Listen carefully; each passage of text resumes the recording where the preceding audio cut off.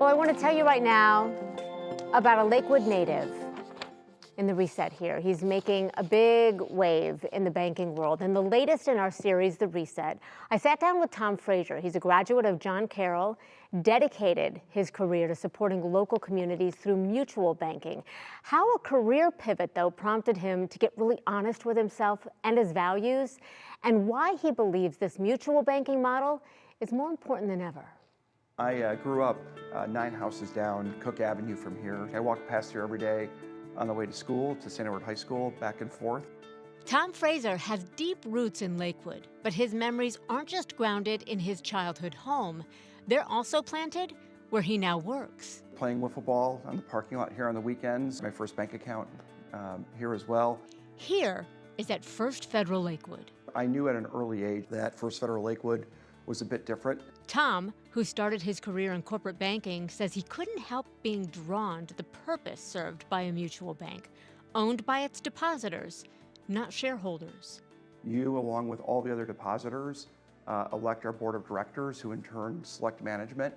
When an offer to become part of First Federal's management came to him, something sparked a familiar desire he'd always had. It was a reset, because I knew intuitively the best value we get in service is to help where you're planted.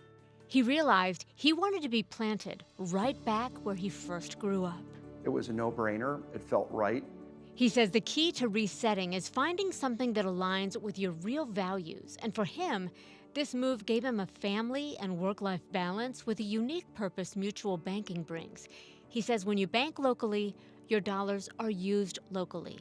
And he wanted to do that. Lakewood Schools built a new gym, and there wasn't quite enough money in the bond offering to put in a track inside the gym. We were able to step in and make that donation and help do that.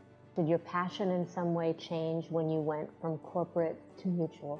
It did. It became more exciting and immediate every day. I see the difference when I walk up and down the street, and I know during the great credit crisis of 2007, 8, and 9, that some of the homes that were troubled assets, that today those families are still there, and they were able to keep their home. His second reset came when he created First Mutual Holding Company, an expansion of funds to empower and support other member banks, which now include 3 mutual banks here in Ohio and others in Kentucky and Virginia. And the banking world is taking notice.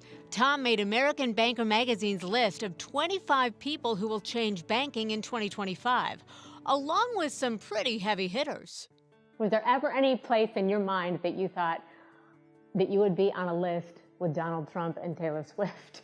I never imagined it, never saw it. When I told my daughter, who's 13, about it, and she wanted to know, Dad, is there a reception for this? Is there going to be a celebration or a party? And is Taylor coming? I think more importantly, it was a recognition from the banking community that what we do and the importance of community banking is now more important than ever. We need banks of all shapes and sizes, filling different roles. And in a time when bank branches are closing in many neighborhoods, Tom says he believes the mutual bank model can uniquely serve communities. For underserved areas in our center cities and areas that have been abandoned, we're seeing it happen in Cincinnati. We're taking a little bit more of an active role in the city of Cleveland. We've opened 2 branches there in the last few years. And I think in other areas that have been left behind, there's a chance for mutual banking to make a big difference. Now, Tom says his goals now are to secure more capital for the mutual bank industry to attract some of that purpose-driven investment. And long-term, he wants to open more mutual institutions in parts of our state and country, as he was talking about there, that are underserved right now.